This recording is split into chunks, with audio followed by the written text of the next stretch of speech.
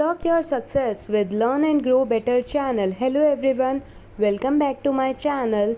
Kindly show your love. Please like, share and subscribe to my channel. Let's get started. As you already know, हम कर रहे थे science class 7 chapter 4 that is heat. और previous video में हमने देखा कि बेसिकली हीट को मेजर करने के लिए हम इंस्ट्रूमेंट यूज़ करते हैं और उस इंस्ट्रूमेंट को हम थर्मोमीटर बोलते हैं। डिफरेंट टाइप्स ऑफ थर्मोमीटर हमारे लाइफ में अवेलेबल हैं but as per there uses. तो हमें क्लास 7 में 2 टाइप के थर्मोमीटर के बारे में समझना है। कौन से 2 टाइप थे मैंने प्रीवियस वीडियो में बताया था। अगर आपने अभी तक वो वीडियो नहीं देखी तो जल्दी से जाइए, प्लेलिस्ट आपकी ऑलरेडी चैनल पर अवेलेबल है। प्रीवियस वीडियो को चेकआउट करिए और बताइए कि कौन से 2 टाइप के थर्मोमीटर हमें क्लास 7 चैप्टर 4 में पढ़ने हैं। Yes, very well done. हमें 2 टाइप के thermometer, laboratory thermometer and clinical thermometer के बारे में पढ़ना है। और प्रीवियस वीडियो में हमने लेबॉर्ट्री थर्मोमीटर के बारे में थोड़ा सा समझा भी था। क्या आप बता सकते हैं क्या पढ़ा था हमने लेबॉर्ट्री थर्मोमीटर में? स्क्रीन पर जो आपको इमेज दिखाई दे रही है ये लेबॉर्ट्री थर्मोमीटर की इमेज है। और बेसिकली लेबॉर्ट्री से नाम क्लियर हो रहा है कि कहीं ना कहीं साइंस एक्सपेरिमेंट्स के टाइम पे लेबॉर्ट्री थर्मोमीटर को यूज़ किया जाता है। और लेबॉर्ट्री थर्मोमीटर की एक और मेन बात क्या है कि लेबॉर्ट्री थर्मोमीटर की एक रेंज होती है और वो रेंज होती है -10 डिग्री सेल्सियस से 110 डिग्री सेल्सियस तक। यानी कि मिनिमम पॉइंट अगर हम कहेंगे तो वो -10 डिग्री सेल्सियस होता है और मैक्सिमम पॉइंट जो है वो 110 डिग्री सेल्सियस है। तो आज की वीडियो में हम लेबॉर्ट्री थर्मोमीटर को किस तरीके से हैंडल करना चाहिए ये हम समझेंगे, यानी कि प्रिकॉशंस आज की वीडियो में हम देखेंगे। Are you ready to go? Let's get started. आपको एक डायग्राम दिखाऊंगी जिसमें आप लेबॉर्ट्री थर्मोमीटर को इजीली एनालाइज कर पाओगे। देखो, ये लेबॉर्ट्री थर्मोमीटर है जिसकी लोएस्ट पॉइंट जो है वो -10 डिग्री सेल्सियस है और हाईएस्ट पॉइंट 100 के बाद सीधा क्या आ गया 110। तो लेबॉर्ट्री थर्मोमीटर का जो लोएस्ट पॉइंट है वो -10 डिग्री सेल्सियस है और हाईएस्ट पॉइंट कितना हो गया 100 के बाद ये वाला जो पॉइंट है वो 110 डिग्री सेल्सियस को रिप्रेजेंट कर रहा है।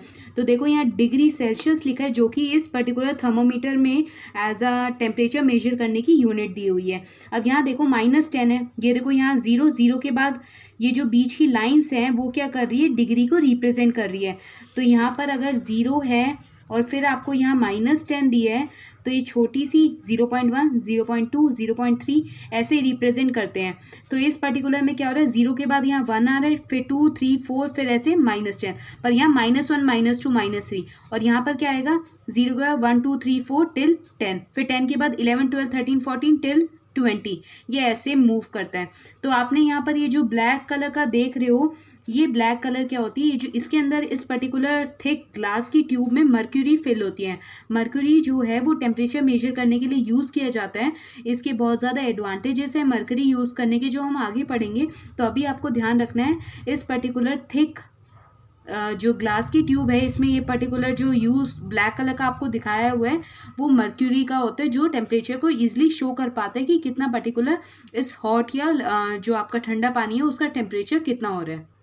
Precaution in using laboratory thermometer, ताकि हमारे प्रिकॉशंस मीन्स क्या क्या सावधानियां हम यूज़ कर सकते हैं लेबॉर्ट्री थर्मोमीटर को यूज़ करते वक्त, ताकि हमारा जो पर्टिकुलर रीडिंग है, जब हम साइंस लेबॉर्ट्री में रीडिंग्स लेते हैं, एक्सपेरिमेंट्स करते हैं, वो रीडिंग जो है वो एक्यूरेट आए, मतलब गलत ना हो, कोई एरर ना हो।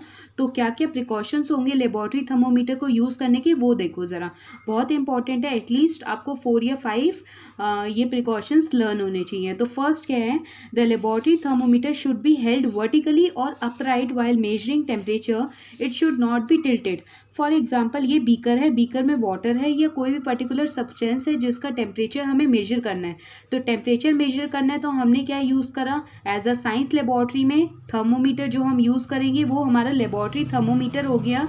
तो इस पर्टिकुलर जो थर्मोमीटर को हमें टिल्ट नहीं करना। टिल्ट मीन्स हम इसे ऐसे नहीं रखेंगे, ना तो ऐसे रखेंगे कि वो बीकर से टच हो, हमें इस तरीके से उसे प्लेस करना है कि वो ऊपर एक तरह से वर्टिकल पोजीशन या अपराइट पोजीशन पे स्टैंड हो। तो आपको ध्यान रखना है ये कि वो टिल्टेड फॉर्म में नहीं होना चाहिए, वरना जो पर्टिकुलर रीडिंग है वो एक्यूरेट नहीं होगी। Second point, the thermometer bulb The thermometer bulb should be surrounded from all side by the substance whose temperature is to be measured. तो ये पर्टिकुलर मैंने आपको दिखाया था, ये नीचे वाला एरिया जो होता है उसका ब्लैक वाला नीचे वाला, उसे हम क्या बोलते हैं, उस थर्मोमीटर का बल्ब। जैसे ये हो गया थर्मोमीटर, जो इसका ये ब्लैक वाला पार्ट है इसे बल्ब कहते हैं थर्मोमीटर का। तो ये जो है वो उस पर्टिकुलर सब्सटेंस से प्रॉपरली सराउंडेड होना चाहिए।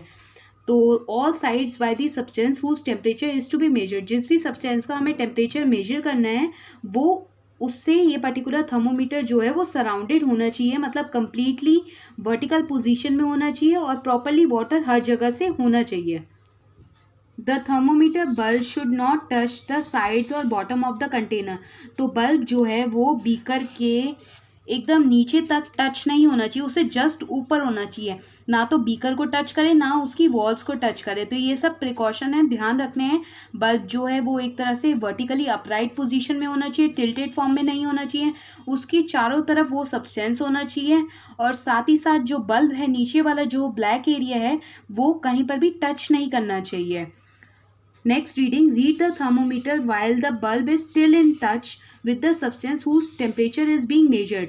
मतलब जब भी आप टेम्परेचर लेते हो, मेजर करते हो, तो वो पर्टिकुलर थर्मोमीटर जो है उस बीकर में ही होना चाहिए। मतलब ऐसा नहीं करना कि आप पहले थर्मोमीटर निकालोगे और फिर टेम्परेचर मेजर करोगे, तब टेम्परेचर जो है वो गलत हो जाएगा। जनरली हम क्लिनिकल थर्मोमीटर में क्या होता है, हम मुंह से जो है वो थर्मोमीटर निकालते हैं तब हम टेम्परेचर देखते हैं, बट लेबोरेटरी थर्मोमीटर में क्या करना है, आपको सब्सटेंस जो भी आपने बीकर में सब्सटेंस लिया हुआ है उसमें जब आपने थर्मोमीटर प्लेस करा हुआ है आपको उसी टाइम मेजरिंग करनी है। आप ऐसा नहीं करेंगे कि पहले थर्मोमीटर को उस पर्टिकुलर लिक्विड से या उस पर्टिकुलर सब्सटेंस से बाहर निकालोगे और फिर टेम्परेचर नोट डाउन करोगे, ऐसा नहीं करना।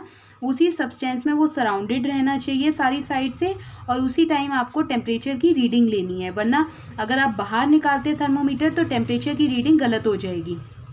नेक्स्ट है, read the thermometer by keeping the level of mercury along the line of site. तो मतलब along the line of site means अगर आपकी रीडिंग यहाँ शो हो रही है तो अगर ये ऑब्जर्वर है थर्मोमीटर में, मान लो यहाँ पर रीडिंग आई, ये रीडिंग जो है वो -50 डिग्री सेल्सियस को शो कर रही है, तो ऑब्जर्वर को मीन्स अगर हम रीडिंग देख रहे हैं तो हमें एकदम इसी स्टैंडिंग मोड में ही देखना होगा, ना तो हम ऊपर से ऐसे फॉर्म में देखें और ना नीचे से टिल्टेड होकर देखें, हमें एकदम उसके लाइन ऑफ साइट में ही।